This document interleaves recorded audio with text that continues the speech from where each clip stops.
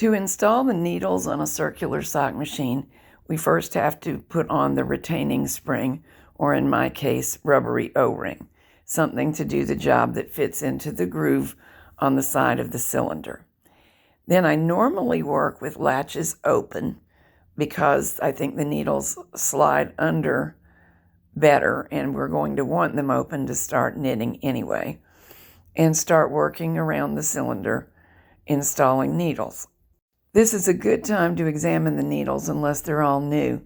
If any of them feel rough or you see any twisted latches or sluggish latches, it's a good time to set them aside. You may be able to salvage them with maintenance, but replace them for now so as to make sure that every needle is in good condition. Here's a closer look at a needle going in.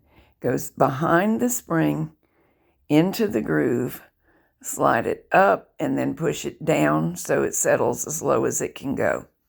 It can help to use the nearest needle that's already in place to pull the spring outward and make the spot open up. As always, when working on a circular sock machine, the yarn carrier is in the way of you working where it is, so you'll need to rotate it around. And as always on an auto knitter, if there's nothing else to cause the latches to open, you must do it with your fingers or a tool to prevent damage to the latches. Now, about maintaining any needles that were set aside. Some of them may be beyond hope, but I have been able to extend the life of them quite a lot simply by putting them latch end down in a little glass of oil. I normally use Marvel Mystery Oil. I think that a clean gun oil such as Ballistol would probably also work. And sewing machine oil would certainly be better than nothing and useful. One of the things that makes the latch needles fail to function is just little bits of lint and crud in that tiny, tiny latch mechanism.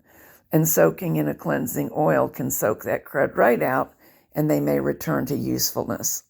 If either the latch or the hook is visibly bent, sometimes you can pad a pair of pliers with some rags and straighten it out and get a little bit more life out of it that way.